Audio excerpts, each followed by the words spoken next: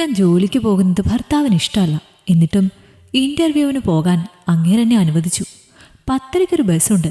അതിൽ കയറിയാൽ 11 മുമ്പേ ടൗണിലേക്ക് എത്താം.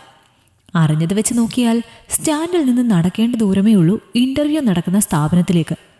ആഗ്രഹങ്ങളിലേക്ക് എത്താനുള്ള യാത്ര ആരംഭിച്ച നാളായിരുന്നു അത്. പഠിച്ചത് വിഷ്വൽ മീഡിയയാണ്. TV-യിൽ സിനിമ കാണുന്ന കാലം തൊട്ടേ പരസ്യങ്ങളിലായിരുന്നു ശ്രദ്ധ. അതിനായി ചില്ലറ തല്ലൊന്നുമല്ല വീട്ടിലുണ്ടാക്കിയിരുന്നത്. എല്ലാവർക്കും പരസ്യം വരുമ്പോൾ ചാനൽ മാറ്റണം. ഞാനുണ്ടോ സമ്മതിക്കുന്നു. ഏട്ടനും അമ്മയും അച്ഛനും എല്ലായ്പ്പോഴും എനിക്ക് വഴങ്ങിത്തരാറൊന്നുമില്ല. പരസ്യം കാണാൻ സമ്മതിക്കാതെ വരുമ്പോൾ TV-യുടെ സ്വിച്ച് ഓഫ് ചെയ്ത് ഞാനങ്ങ് പോകും. അവർ വീണ്ടും ഓൺ ചെയ്ത് കാണും. അത്രയേ ഉള്ളൂ. പറഞ്ഞു വരുന്നത് പരസ്യങ്ങളെക്കുറിച്ചാണ്. മുഴുവൻ ജനങ്ങളെയും ആകർഷിക്കാൻ പാകമുള്ള അതിലെ വാചകങ്ങളെക്കുറിച്ചാണ്. പരസ്യ ചിത്രങ്ങളുടെ ക്യാപ്ഷൻ ഡിസൈനർ ആകുകയെന്നതാണ് എൻ്റെ മോഹം. അതിനുള്ള സാഹചര്യം വീട്ടിലുണ്ടായിരുന്നില്ല. ആ മോഹം പൂവണിയിക്കാമെന്ന് പറഞ്ഞ് പിറകെ നടന്ന് പ്രേമിച്ച് കെട്ടിയവനാണ് ഇപ്പോഴൊരു മനമാറ്റം. സ്വന്തമായെന്ന് തോന്നിയാൽ പിന്നെ മനുഷ്യർക്ക് മതിഭ്രമമാണ്. സ്നേഹം എന്ന് പറഞ്ഞ് തന്നിൽ കെട്ടിയിട്ടങ്ങ് ജീവിക്കും. ആ കുരുക്കിൽ വലിഞ്ഞ് ശ്വാസം മുട്ടുന്നതൊരു പ്രാണനാണെന്ന് അവർ ഓർക്കാറേയില്ല. ബന്ധങ്ങളിൽ പോലും മനുഷ്യർ വളരെയേറെ സ്വാർത്ഥരാണ്. തനിക്ക് കീഴേ എന്ന മനോഭാവം പുലർത്താൻ പ്രായഭേദമന്യേ എല്ലാവരും ശ്രമിക്കുന്നു. എതിർപ്പ് പ്രകടിപ്പിക്കുന്നവരെ അടിച്ചമർത്താനും തുനിയുന്നു. എന്തുകൊണ്ടോ ആ ഗതികേട് എനിക്ക് വന്നില്ല. ജോലിക്ക് പോകുന്നതിൽ അതൃപ്തിയുണ്ടെങ്കിലും പോകരുതെന്ന് കൽപ്പിച്ചില്ലല്ലോ. സുനിത വന്നിട്ടുണ്ടോ? സുനിതായം കിതപ്പോടെ ഉണ്ടെന്ന് ഞാൻ പറഞ്ഞു. ബസ് സ്റ്റോപ്പിൽ ഇറങ്ങി നടന്നെത്തിയത് കൃത്യനേരത്തായിരുന്നു. അടുത്തത് നിങ്ങളാണെന്ന് പറഞ്ഞ് ആ സ്റ്റാഫ് ഇൻ്റർവ്യൂ നടക്കുന്ന ക്യാബിനിലേക്ക് തന്നെ പോയി. അതേ ജോലിക്കായി കാത്തിരിക്കുന്ന മറ്റുള്ളവരുടെ മുഖത്തേക്ക് നോക്കാൻ എനിക്ക് തോന്നിയില്ല. എന്നാൽ ആ മനോഭാവം ഇല്ലാതിരുന്ന ചിലർ എന്നോട് ചിരിച്ചു. തിരിച്ചു ചിരിക്കാൻ പ്രയാസപ്പെടുന്ന നേരത്ത് തന്നെ ആ സ്റ്റാഫ് വീണ്ടും സുനിതയെന്ന് വിളിക്കുകയായിരുന്നു. തൂവാല കൊണ്ട് തൊണ്ടയും മുഖവും തുടച്ചാണ് ഞാൻ അകത്തേക്ക് പോയത്. Have you seat. ഞാനിരുന്നു. എതിരിലിരിക്കുന്നത് പ്രായമായ ഒരാളായിരുന്നു. നെർവസ് ആകണ്ട എന്ന് എൻ്റെ വെപ്രാളം കണ്ടിട്ടായിരിക്കണം അദ്ദേഹം പറഞ്ഞത്. അതെനിക്കൊരു ആശ്വാസമായിരുന്നു. ദീർഘശ്വാസമെടുത്ത് അഭിമുഖത്തിനായി ഞാൻ തയ്യാറായി. നമ്മുടെ പ്രോഡക്റ്റ് ചന്ദനത്തിരിയാണ്. ആയുർ അഗർബത്തീസ്. നല്ലൊരു ക്യാപ്ഷൻ പറയൂ. ആദ്യത്തെ ചോദ്യം ഇങ്ങനെ ആയിരിക്കുമെന്ന് പ്രതീക്ഷിച്ചില്ല. എങ്കിലും ഏറെ നേരം ആലോചിക്കാതെ ഞാൻ മറുപടി പറഞ്ഞു. നോക്കൂ, ഇത് നിങ്ങളുടെ വീടിൻ്റെ മണമാണ്.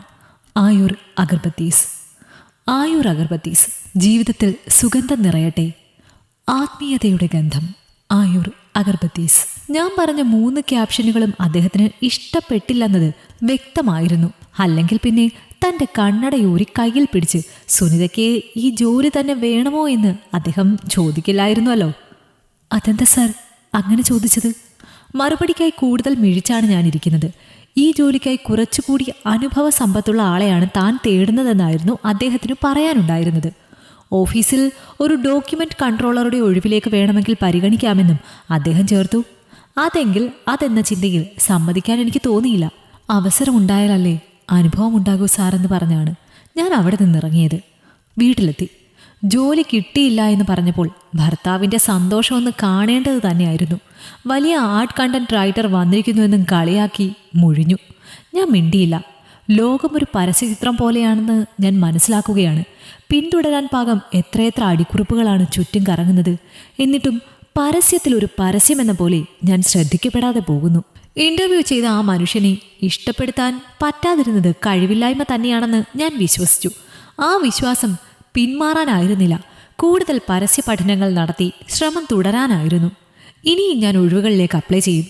എൻ്റെ വാചകത്തിൽ ഒരു പരസ്യമെങ്കിലും നിങ്ങളെ കാണിച്ചിട്ടേ ഞാൻ ചാകൂ എന്നും പറഞ്ഞ് ഞാൻ കുളിമുറിയിലേക്ക് കയറി. ഭർത്താവ് കട്ടിലിരിക്കുകയായിരുന്നു.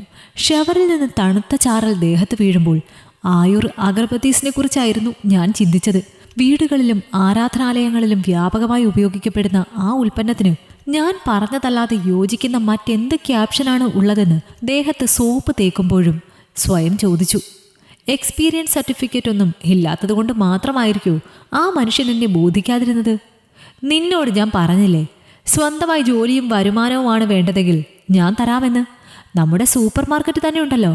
അവിടെ ബില്ലിലിരിക്കുന്നത് കുറച്ചിലായിട്ടല്ലേ? കുറച്ചിലായിട്ടൊന്നുമല്ല എന്ന് പറഞ്ഞ് ആ വൈകുന്നേരമേ രാത്രി വേഷത്തിലേക്ക് ഞാൻ കയറി. ആഗ്രഹിക്കുന്ന ജോലിക്കായി ശ്രമിക്കാനുള്ള സാഹചര്യം ഉണ്ടായതുകൊണ്ടല്ലേ ഇങ്ങനെ തേടുന്നതെന്നും പറഞ്ഞു. നിങ്ങളോടൊപ്പം വന്നതുകൊണ്ട് 2 വർഷമെടുത്തു. അതിനായെന്നും ചേർത്തു. അപ്പോൾ എൻ്റെ ഭർത്താവിൻ്റെ മുഖമൊരു വിഷാദത്തിൻ്റെ പരസ്യം പോലെ ഇരുളുകയായിരുന്നു. നിന്നെ എന്നും അടുത്ത് കിട്ടാനല്ലേ എന്ന് പറഞ്ഞ് അങ്ങേരെൻ്റെ തല താഴ്ത്തി. രാവിലെ പോയാൽ വൈകുന്നേരം വരുന്ന നിങ്ങൾക്ക് ഞാൻ വീട്ടിലിരിക്കണമെന്ന് എന്താണിത്ര നിർബന്ധമെന്ന് ചോദിച്ചപ്പോൾ ഭർത്താവിന് ഉത്തരവുണ്ടായിരുന്നു. ജോലിയാണെങ്കിൽ നമ്മുടെ സൂപ്പർ മാർക്കറ്റിലേക്ക് വന്നൂടെ നിനക്ക്? നിന്റെ പഠിപ്പിനുള്ള ശമ്പളവും തരാമെന്ന് പറഞ്ഞതല്ലേ ഞാൻ? ആവർത്തന വിരസതയിൽ തലകറങ്ങുന്ന കാര്യമായിരുന്നു അത്. ഇഷ്ടത്തോടെ മുഴുകി ചെയ്യാൻ സാധിക്കുന്ന ഒരു ജോലി കിട്ടുകയെന്നത് ചില്ലറ വിഷയമൊന്നുമല്ല. ലക്ഷത്തിൽ 1-2 പേർക്ക് പോലും അതിനുള്ള ഭാഗ്യം ഉണ്ടോ എന്ന് സംശയമാണ്. അതൊന്നും നിങ്ങൾക്ക് പറഞ്ഞാൽ മനസ്സിലാകില്ല എന്ന് പറഞ്ഞ് ഞാനും കട്ടിലിരുന്നു. ആ നേരത്താണ് എൻ്റെ ഫോൺ ശബ്ദിച്ചത്. അറ്റൻഡ് ചെയ്തതും ലൗഡ് സ്പീക്കറിലിട്ടതും ഭർത്താവായിരുന്നു. ഹലോ എന്ന് പറഞ്ഞപ്പോൾ ആയൂർ അഗർബത്തീസിൽ നിന്നാണെന്ന് ഇംഗ്ലീഷിൽ പരിചയപ്പെടുത്തിക്കൊണ്ടുള്ള ഒരു പെണ്ണിൻ്റെ റെക്കോർഡിംഗ് വോയിസ് കേട്ടു.